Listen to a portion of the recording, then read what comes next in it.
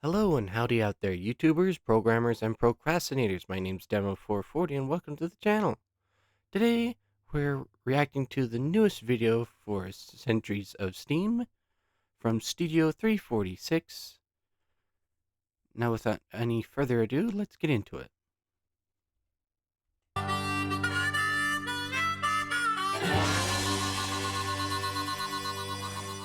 Slight disclaimer, this video is kind of long, so I might end up either cutting it or separating it into 3 parts.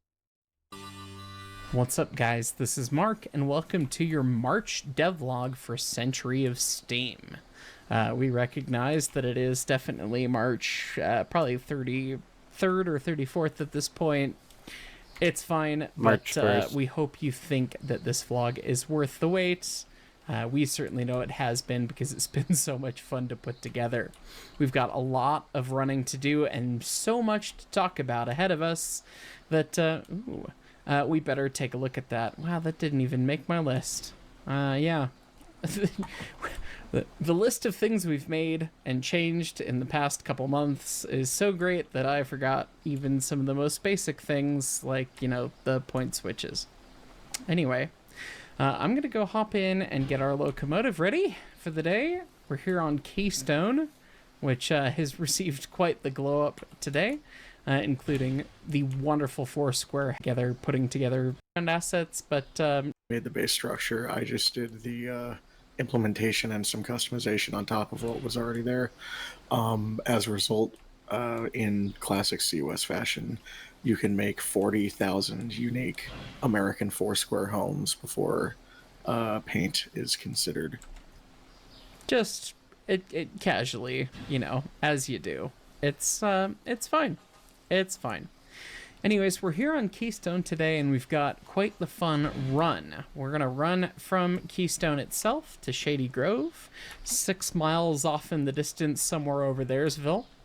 And it's going to be a lot of fun. We're going to pick up some stuff and set out some stuff along the way.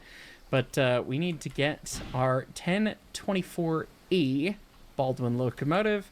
We need to get her all ready to rock here, so...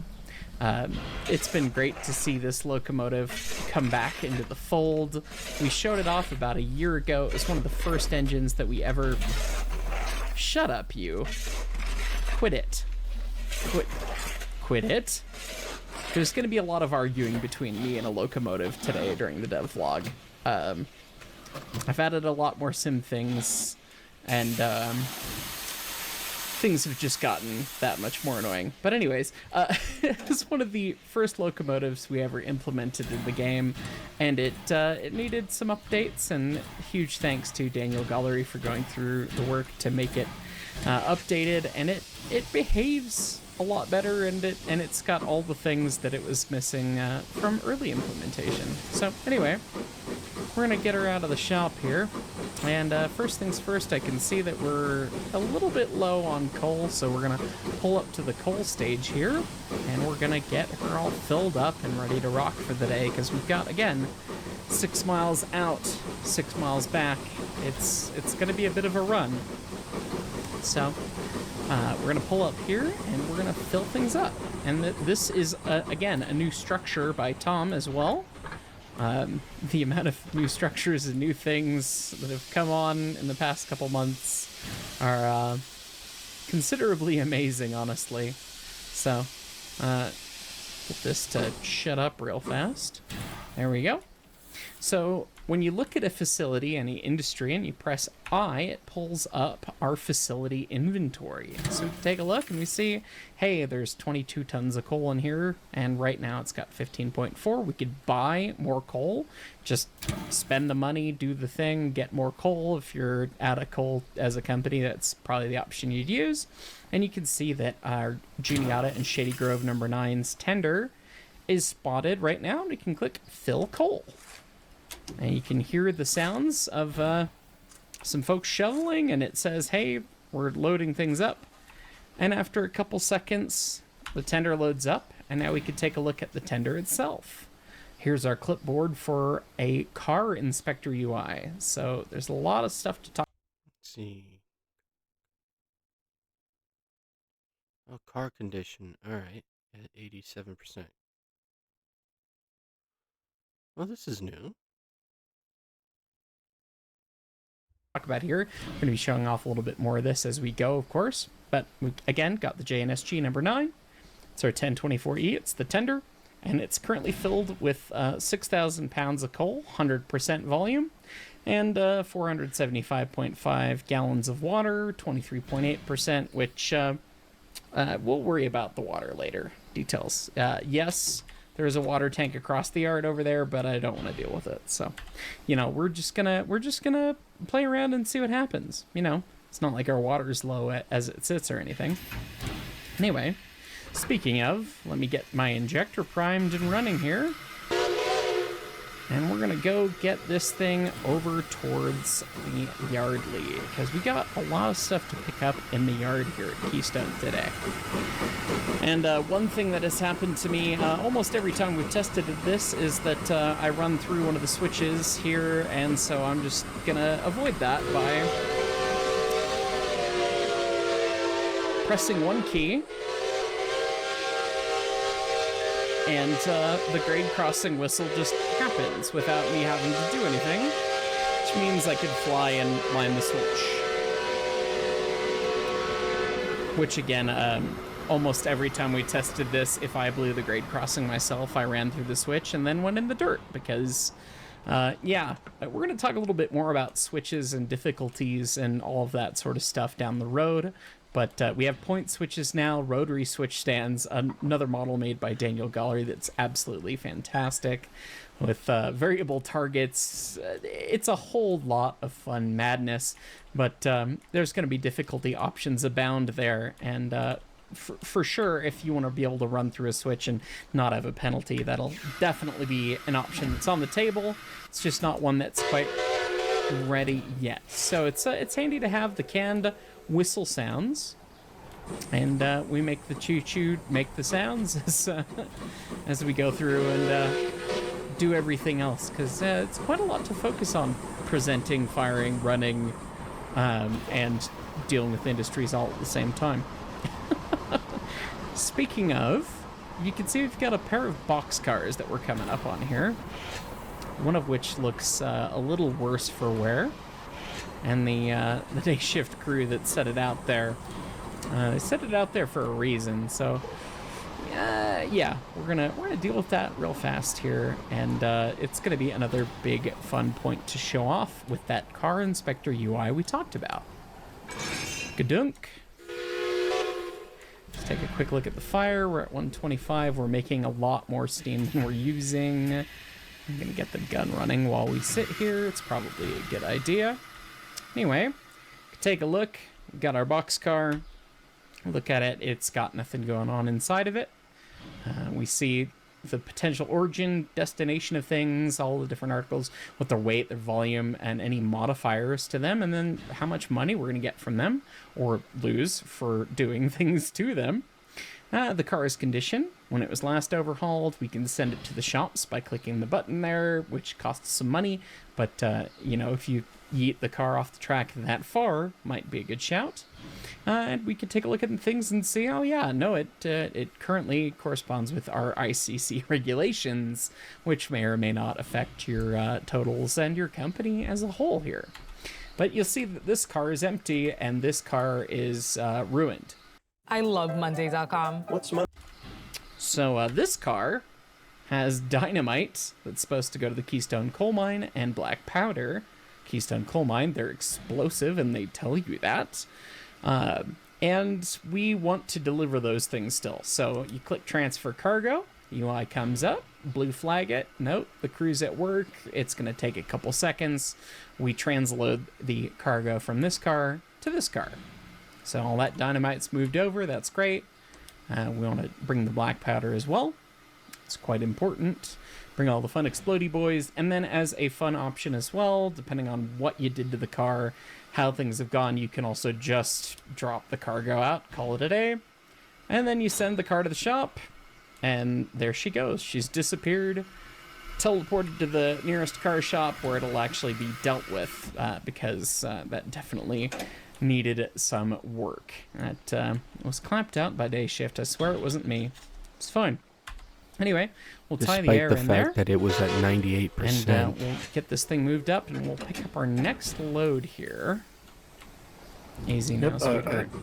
A couple points on that. Number one, we wanted the ability to transfer cargo from car to car, just in case, say, you get a hot box or a bad order or something happens with a car, you don't want to lose the cargo inside of it. So if you pull another car up to it, you can set the bad order out, take care of it later, but keep on going, make your money.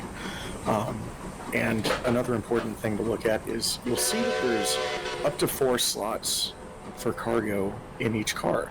So that means that we have potential for less than carload lot freight, which will give you a lot of flexibility, especially with smaller deliveries, or say if it's the Great Depression and there's not much to haul, period, you can use your train very efficiently that way. Exactly.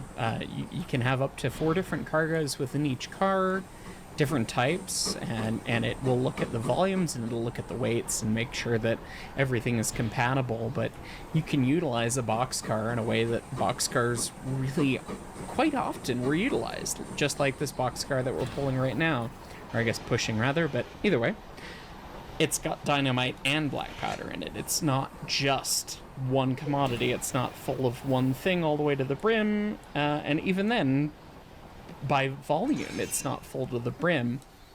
But you'll find that by weight, a lot of the cars will cap out first. You can see that our total capacity for this car is 28,000 pounds, and we've not really put anything in it. So, had we had something quite heavier, that would have added up this bad example. 2,866 pounds. You will run out of weight space in many cases before you run out of volume space, and all of that's simulated, and all of that's built into the UI. So it's genuinely fantastic because you can do a ton of cool things within the game because of that. Yep, and that means you have a lot of decisions to make as someone assembling trains and loading them. Like, obviously you can't exceed volume, but you can exceed the weight on a car. And that, you can still transport it, but do you want to take that risk of damaging it? Right, you're at greater risk of damaging the cargo as well as the car itself. So you can play those games. You can do a little bit more, and maybe it pays out, maybe it doesn't, and Lord knows that's half the fun in these things is getting to try out all the different things. So, all right, well, we're gonna get past the lead switch here, which we've denoted with the dual target sign again on these switch stands, diverging or not. Switch line diverging. We're gonna bring it back a couple different vlogs before, but I'm here to help. You should also hit tab. That's the end of my notes. Right. Yeah, there you go. There's also a really cool UI that Tristan came up with that can live up in the upper right. And God, my fire is already dead. It's fine. Shut up. That low bass you're hearing, particularly if you have a subwoofer, something that coal burners do when there's an imbalance in the fire. That was an added bit of fun sim very recently, actually. Towards the end of our development here, obviously, we understand that it's March 32nd or 33rd. March 1st. I think the 34th by this point. Probably the 34th. It's fine. Details. As of recording, yeah, I guess it is probably the 34th. That's all right. That was one of the things to add while everyone was adding in the rest of what they did. This month's vlog has been such a May 1st. coalition of different March team 1st. members coming together, and everyone really just putting things down 31st, and getting the work done. And it's been fantastic, and I'm genuinely the most proud I have been of this team developing this game the entire time, really, right now with everything that we've been doing. So took the village, but we're here, and yes, it's a little bit on the late side, but again, we've got a lot of cool stuff. It's hopefully and also this special load here on the flat, the Model B Ford. Model B Ford is quite fun. Special loads and specifically certain scenarios. Last again, it and then we're gonna look fine. It's the end of the world, but yeah, switching fires tend to look like utter garbage in a coal burner. But caboose Experience the industry's most up to snuff and getting it in game. Sorry, folks, not and sponsored. working as it should. I mean, it really is just a beautiful, fun thing. So it's based on the Denver and Rio Grande Western long caboose, of which there are many styles. There's again millions of customizations as we talk about. Well, maybe not millions on this, but peaked roof, round roof, lots of different fun there. You can see we have it in a very Penzi adjacent livery with that, the Biowar bonds, and then the 6-digit number, thanks to Wings. And we do have it set up right now, real easy, just for the fun. I'm playing single player. The marker lights are just setting themselves up. So I coupled in, and the markers over here disappeared, and we've just got the markers on the rear. And they're aimed the right way, and they're amber on all sides but the rear, where they're red, which is DNRGW standard from later years. When you take a look in the caboose itself, it's just a beautiful model of a really, really cool caboose that I'm so excited to see us have in the game. And Drew, you did such a good model making this thing happen. And as previously set up and shown, if you're in the locomotive and you press 7, you can warp back to the caboose to see what's going on. So you can see that we do in fact have 70 pounds in the rear end gauge. We've got the conductor's valve here with the more advanced style conductor's valve in this case that you can utilize in quite a manner of fun ways. But we warp back to the cab. The pressure is coming up. We're at 105. You can see how pissed off this fire is, but we're gonna keep pissing it off. I let it die back too far, and that's the fun.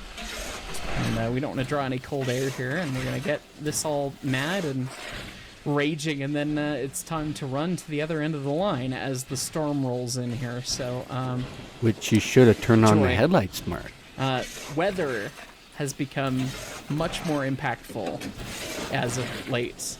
Weather, we've always had everything set up and ready for it to affect the way the locomotive looks, with the snifters and the steam and the smoke and all that we talked about a year plus ago. But now it dynamically does that, and it automatically happens. As well, if it's wet out, it will affect your adhesion on the railroad. And sand is now a thing as well on our locomotives. We shut it off on the diesel, but we hadn't had it on a steam engine yet. We've got some water. The pump's still working. We've got allegedly a fire in here. We're gonna give it another layer of coal. So we're about to work this thing, and I guess it's time to go.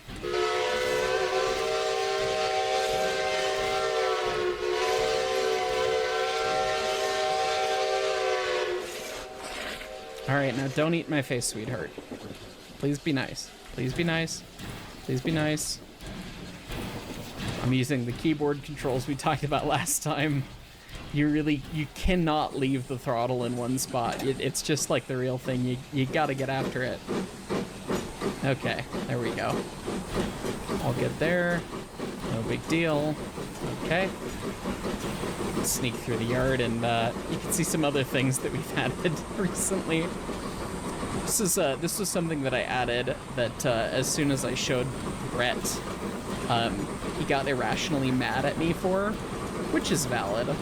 The katink of the Johnson bar. That a locomotive that's, not in necessarily perfect condition tends to do. That's a fun new little ad that just adds to the feel of the locomotive, and it's based on how hard the engine works and its condition and a number of different things, and that really adds to the overall experience there. But we're going to keep the bar kind of hooked up. We're getting out of 10 here. Here's the yard limit sign. I'm going to set up the air. We're going to do our running brake test here.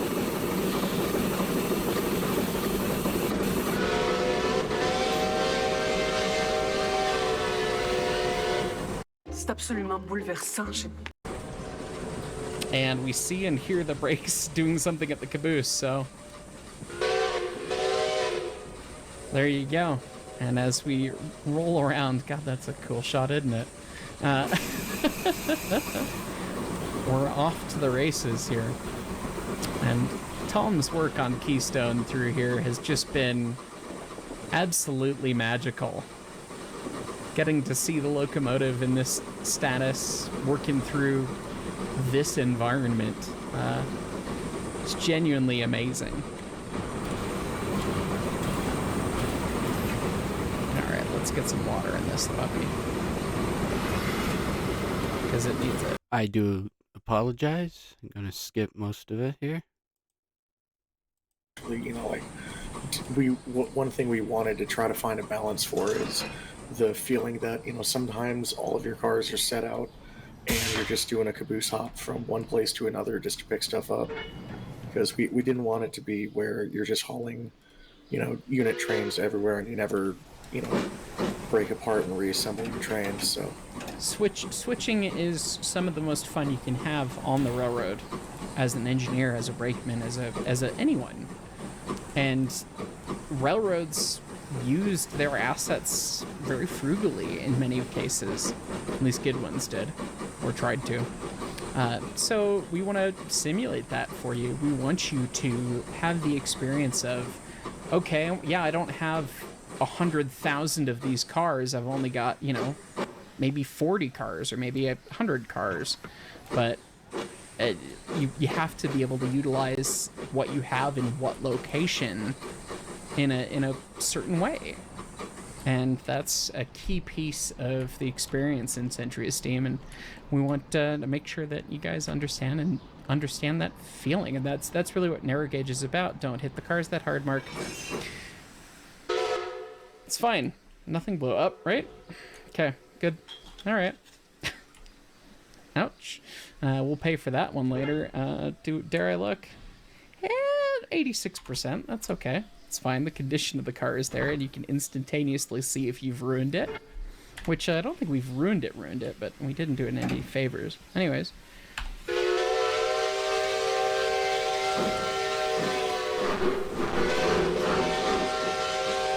would have hit the grade crossing button instead of the forward button. It's just on brand. I did it during testing. Did it now.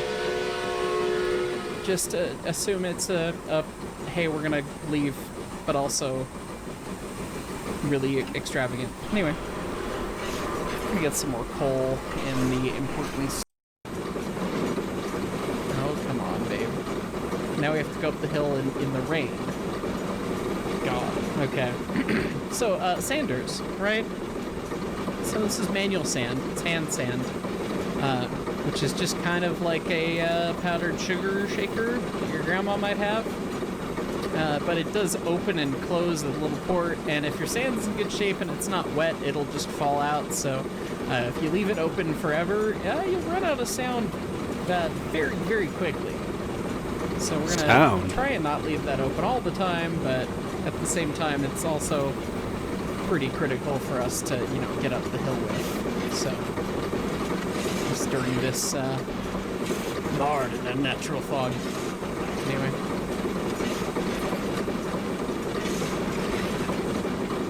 And this time we have more water than last time, which is good. The injector's still running, even. Or it sounds... oh no, it doesn't. That's a different sound. It's like, it sounds like the injector's running. No, it's not. I guarantee it's not. Yeah. So this time, you know, you can see with more boiler pressure that even the worst part of the hill, you might be down onto your knees with the P.S. choo-choo in the corner wide part open. I skipped, he everything. blew up. And your poor fireman, if you've got the bar near the corner, I mean, you can see how fast the coal just is disappearing off the grate and the pressure dying. So you don't want to stay there terribly long if you have to. But no trouble. Milepost 3, there we are. Okay. And checks notes, still have lots of water, so we shouldn't die. Are you really the last person to find out about this skip everywhere?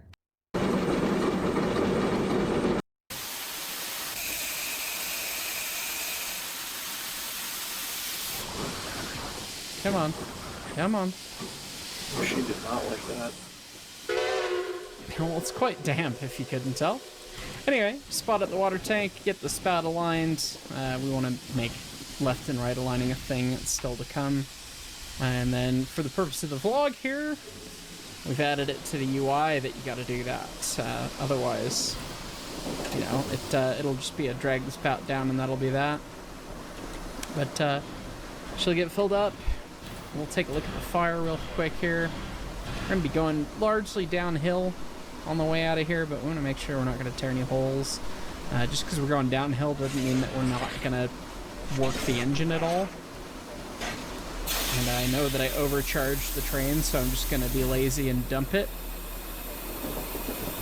And then recharge it, and that'll make things a little happier there.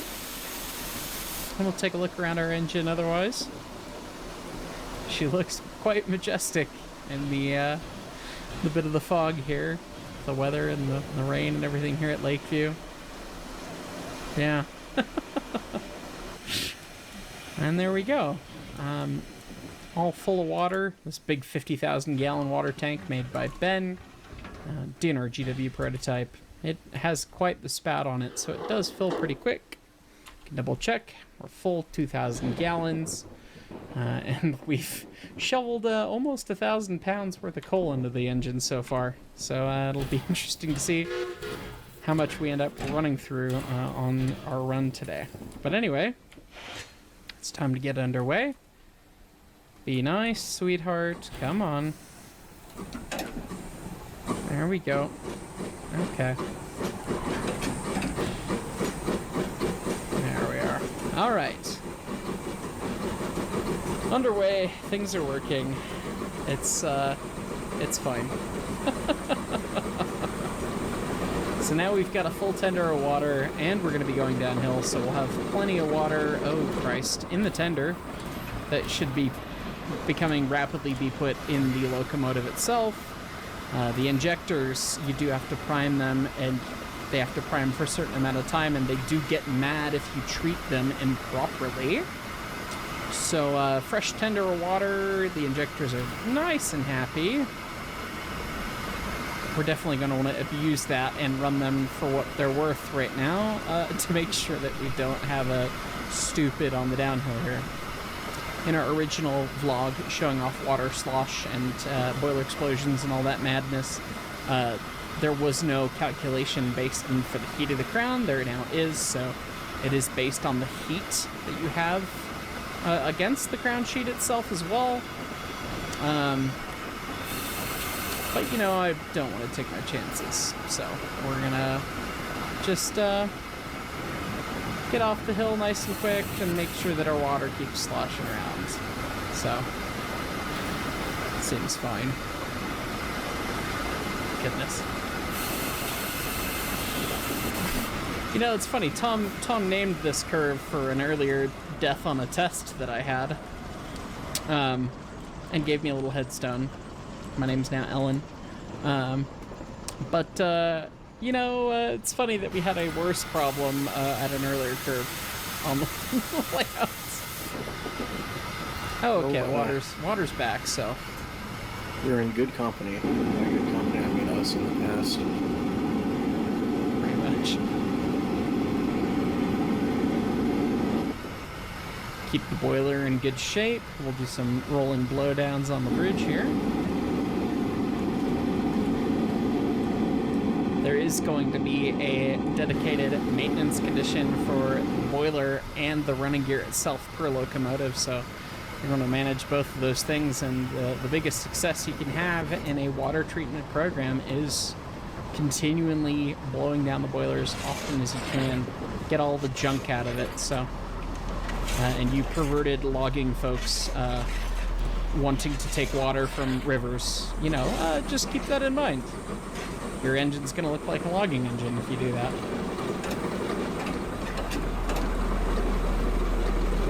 Which means it filled with limestone. She's mad about the fresh coal that I put on. You can hear the doom bass going on there, and that's just one of the things that the coal burners do, man. I've managed to make the locomotive significantly annoying with this vlog. Maybe that's a thing. Get all the investment insights. Because I don't know if anything could ever compare to that. but it's pretty darn close. I've never gotten the feelings, the experiences from any other train game, even some really good ones that I really genuinely enjoy. And things, the Johnson bar squeeze tinking different amounts based on how hard you're working the engine and where the valve gear is in its position, regardless of where you have the bar. You know, the injector, the fact that it check leaks. switches, Mark. Yeah, we should do that. All those things. You slide dog. Monologuing. You almost caught me monologuing. All those little things. The cylinder cocks being stupid and crappy and not truly sealing, and that not being evident when it's hot, but being very evident when it's cold. And then how all those things change across temperature. I mean, it is night and day operating steam at night and day, let alone, you know, across the temperature thing. Right now it's 73 Fahrenheit out, which is 26, 25, 26 Celsius-ish, which is kind of a medium-high temperature, and you're not getting a whole lot of the crazy steamy, plumy stuff. But earlier when it was stormy and it was colder, that had a huge impact, and those things impact your experience as an engineer. The inspiration of that sort of thing, exactly, that's actually what made me write the steam chest. Yeah, Some more than others. Like the Rio Grande Long Caboose, they're pretty good. There's some they weirdness to look them. like a normal caboose, but the factoid that Dan always gets you with is the trucks are not entirely under the body. They go underneath the platform extension, and that makes it not a normal caboose. It's a little. It's just a sawed-off unusual. car. It's Yeah. fine. It's fine. Granted, it's not as bad as I think it was some on the Quincy and Torch Lake were pretty egregious.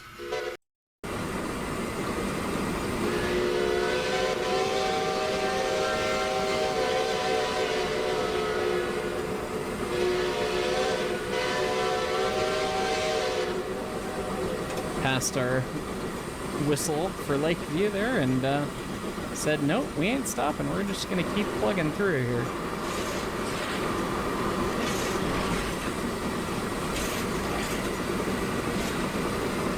Talked about the engines and the cars doing the dance and working around last month as well, but further refinements to that and the engine having harmonics that it smooths out through has been changed and modified, so as we get the engine running fast, you'll see it doesn't bob around like a crazy madman. As it slows down, it'll do it. Tons and tons of little details. It's bedtime. What do you mean you're three-quarter glass? It's pretty happy. We'll start running the gun though. Sorry for skipping, folks. We'll This video is down. kind of long, and I don't want to. We're working her hard, up but your we're not guys' working time. as hard as we were earlier with more train and more hill and all that stuff. Oh, I suppose another thing to think about is that cold air being drawn in the fire is new this month. Actually, the whole coal firing sim was not quite thrown out the door and redone, but mostly. Wanted to show it off and make sure we could play with a bigger zone and bigger fire at the 280, and it involved a lot of work. And Goose, Tyler, one of our devs, who's our thermo expert, was extremely helpful in getting that done with me. So, Well, you did a very good job, you very guys. much appreciated.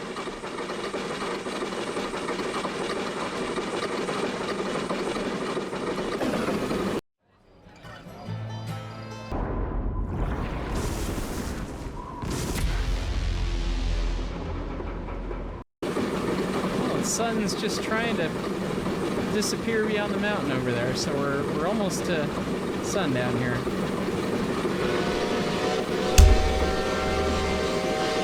Sorry, folks.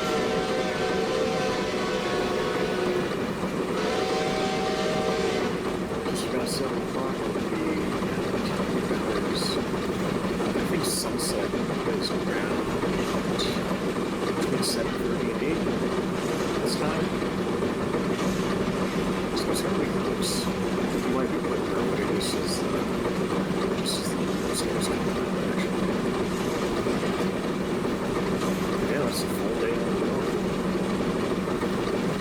Sorry, Tom, you sounded like a 1024 blasting through a tunnel with the throttle wide open.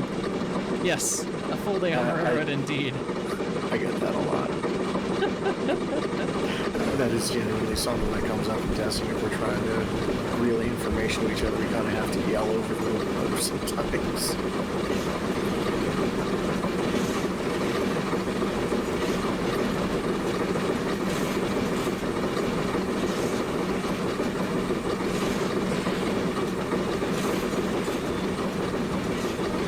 What are you mad about back there? That curve transition wasn't that bad.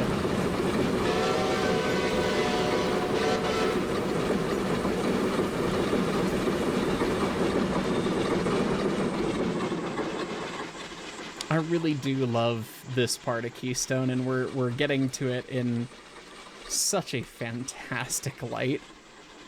This this, you know, man-made kind of dam-inspired swamp delta something. I don't know what the proper word is, but it's just a vibe. And seeing the train run through here, it's just cool. You know, of course, we're gonna have the 4 maps we talked about, but seeing the train on Keystone, this vibe, it's just cool.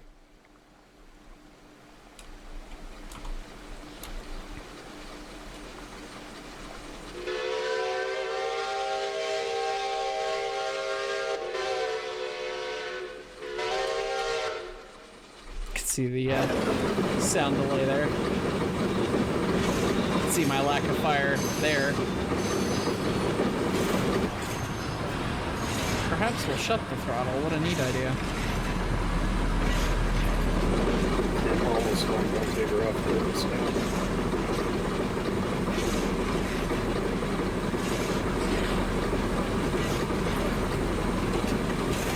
What a view. Really spectacular, isn't it?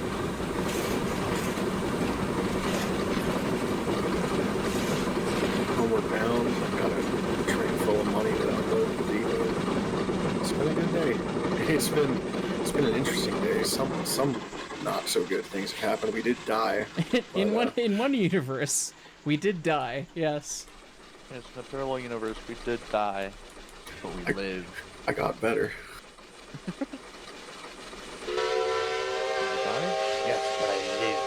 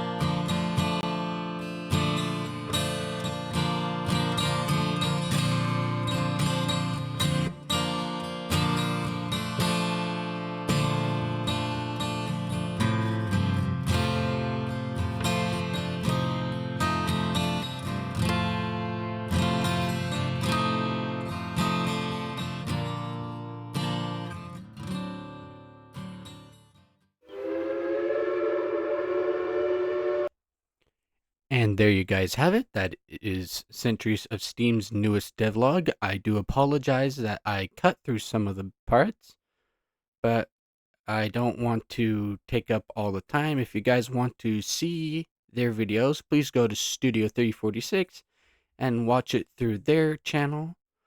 Thank you guys for watching on my end.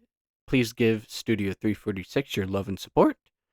And if you like my video and want to see any more of them, please don't forget to like and subscribe and click on the notification bell to be notified of any new videos. That's all from me for now. Adios and goodbye.